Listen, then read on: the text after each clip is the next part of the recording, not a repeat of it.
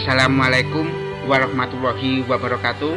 Mari kita buka pertemuan kali ini dengan bacaan basmalah. Bismillahirrohmanirrohim.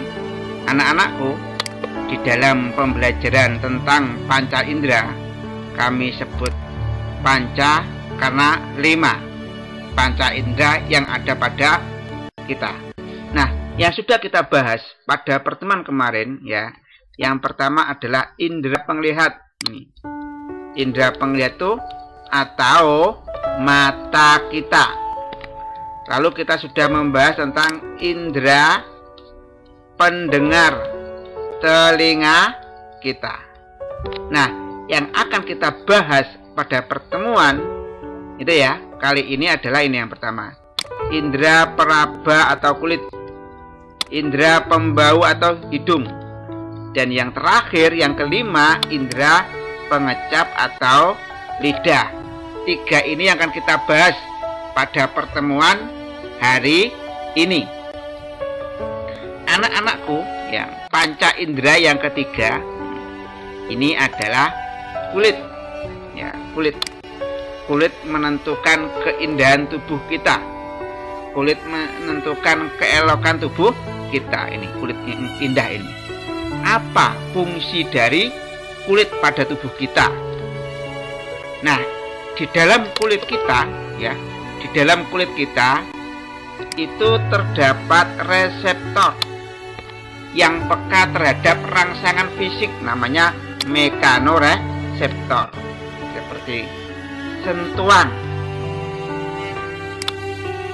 lembut, tekanan ini yang keras ini agak di dalam, rasa panas ya agak ini,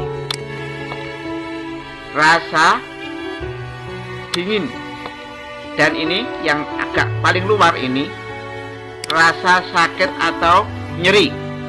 Ketika di dalam neraka, dalam kisah-kisah ayat suci Al-Quran itu, ketika itu mungkin kalau nggak hadis ayat suci Al-Quran, kalau kita dibakar tubuh kita akan terkelupas, lalu pulih kembali, terkelupas, pulih kembali. Mengapa? Di kulit yang bagian luar ini terdapat saraf-saraf yang bisa merasakan sakit dan nyeri, sehingga kita ketika dibakar di neraka kita akan merasakan nyeri selama-lamanya. Karena ketika kulit terkelupas diganti lagi, kulit terkelupas diganti lagi. Nah, pada reseptor ini, baik panas, sentuhan, dingin, itu terdapat ujung-ujung saraf yang kita bisa rasakan panas dingin, dan dibungkus oleh yang namanya kapsul jaringan ikat yang mengikatkan antara satu jaringan dengan jaringan yang lain. Kita masih bicara tentang kulit ya. Kita bicara tentang kulit. Di setiap reseptor itu hanya menerima satu rangsang. Ada 5 reseptor. Pertama, corpus Meissner, itu untuk merasakan sentuhan ini. Corpus Meissner ini sentuhan. Corpus Pacini agak dalam, ini untuk merasakan tekanan yang lebih keras. Lalu corpus Ruffini, ini corpus Ruffini itu untuk merasakan panas. Selanjutnya corpus Krause, ini untuk merasakan rasa dingin. Yang paling atas yang bisa merasakan nyeri itu pada ujung-ujung saraf tanpa selaput sini. Ini ya, ini merasakan nyeri. Nah, itu ujung-ujung saraf pada reseptor. Selanjutnya, panca indera yang keempat adalah hidung.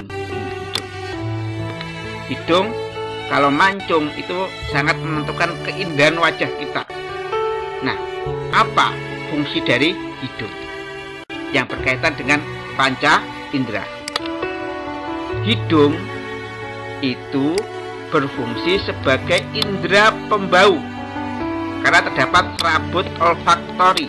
Nah, ini serabut olfaktori ini.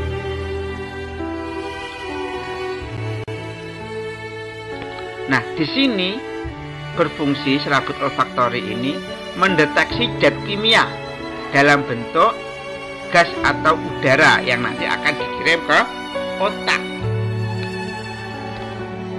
Nah, bagaimana mekanisme kerja penciuman? Ya, mekanisme kerja penciuman yang ada pada hidung kita. Pertama ada rangsang atau bau. Bau ya, ada bau harum, bau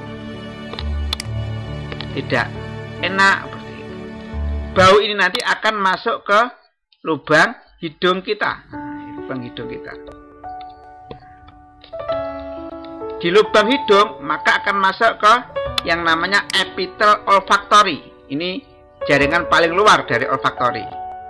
Lalu masuk lagi ke mukosa olfaktori, menghasilkan sedikit lendir untuk melindungi epitel olfaktori.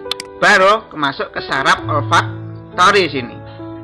Nah, di saraf olfaktori itu bisa mengidentifikasi bau yang berupa gas dari zat kimia. Setelah itu, dari saraf olfaktori ini ya, rangsang impuls saraf itu dikirim ke talamus.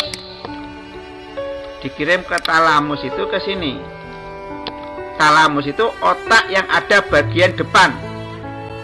Talamus hipotalamus itu merupakan bagian dari otak kita. Otak bagian depan.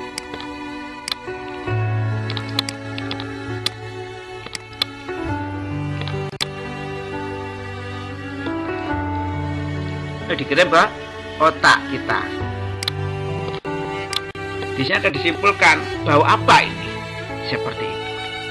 Sehingga mata kita terpejam ketika di depan kita ada minuman yang enak atau teh atau kopi, kita bisa menyimpulkan, oh ini kopi, oh ini teh yang harum baunya. Setelah hidung, yang terakhir panca indera, yaitu lidah. Ini lidah kita. Apa fungsi lidah kita? Fungsi lidah kita itu sebagai alat berbicara. Gigi lidah itu akan bekerja sama sehingga suara kita bisa mudah didengarkan, jelas suaranya.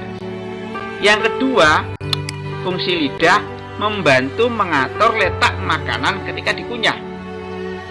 Yang ketiga, fungsi lidah membantu dalam proses menelan makanan. Selanjutnya yang keempat, lidah itu sebagai indera pengecap. Karena di dalamnya ada reseptor yang peka terhadap zat kimia berbentuk cair. Lidah itu peka terhadap rasa ini, pahit. Ini yang pangkal lidah itu ya, itu merasakan pahit. Asam, ini asam di pinggir ini. Asin ini agak depan, tapi tidak paling depan dan pinggir juga. Lalu yang paling depan merasakan manis, itu lidah kita. Selanjutnya pada lidah itu yang kita mengapa bisa merasakan berbagai rasa itu, karena di lidah terdapat ini reseptor yang peka terhadap zat kimia berbentuk cair. Pada lidah juga terdapat ini otot. Otot intrinsik itu untuk gerakan yang lembut. Otot ekstrinsik gerakan kasar pada lidah, seperti kita mengunyah, menelan, dan mengaitkan lidah pada kegiatan sekitarnya. Pada lidah ini terdapat selaput lendir atau membran mukosa agar kondisi lidah tetap selalu lembab, basah. Selanjutnya, mengapa pada lidah itu kok bisa merasakan pahit, asin? Nah, karena pada lidah itu terdapat papila. Di perut manusia ada 3 papila. Yang pertama ini ya, nah ini yang pertama. pada pangkal lidah, papila circumflata, membentuk huruf F di pangkal lidah. Nah, di sini ada ujung saraf perasa yang akan dikirimkan ke otak kita. Lalu yang B adalah papila ini ya. Yang B, papila filiformis ungiformis. Papila filiformis. Di seluruh permukaan lidah ini berupa tonjolan-tonjolan. Papila itu tonjolan-tonjolan. Lalu yang ketiga adalah papila ungiformis, seperti jamur, terdapat di ujung dan di sisi lidah. Nah, papila ini berupa tonjolan-tonjolan yang ada ujung-ujung serabut sarafnya yang akan menghubungkan ke otak kita. Bagaimana mekanisme kerja pada indera pengecap? Nah, nih. Yang pertama, makanan larut. Ketika kita makan makanan larut, maka akan diterima oleh papila lidah. Tonjolan-tonjolan tadi ini ya. Tonjolan-tonjolan tadi. Pada lidah kita, pada permukaan lidah kita. Dari sini akan dikirim ke saraf gustatory. Dari lidah ini ya, makanya dikirim ke saraf gustatory. Lalu setelah itu dikirim ke medula oblongata di sini. Medula oblongata itu yang menghubungkan antara otak bagian belakang dengan sumsum tulang belakang kita. Habis itu dikirim ke talamus. Talamus adalah otak yang bagian depan. Lalu ini ke otak. Yang terakhir ke otak, diolah. Dari situ kita bisa menyimpulkan ketika kita mengecap makanan berupa garam, misalnya gula, maka di sini nanti ketika kita menyimpulkan bahwa itu manis, bahwa itu asin, maka setelah impul-impul saraf dikirim dari papila saraf gustatory menuju ke talamus lalu ke otak, kita bisa menyimpulkan. Ya, ini mungkin panca indera yang sudah Bapak bahas. Untuk ke depan kita akan membahas kelainan pada sistem koordinasi. Mari kita tutup pertemuan kali ini dengan doa akhir majelis. Subhanakallahumma wa bihamdika asyhadu alla ilaha illa anta astaghfiruka wa atubu ilaik. Sak bejo-bejone wong kang lali isih bejo wong kang eling lan waspada.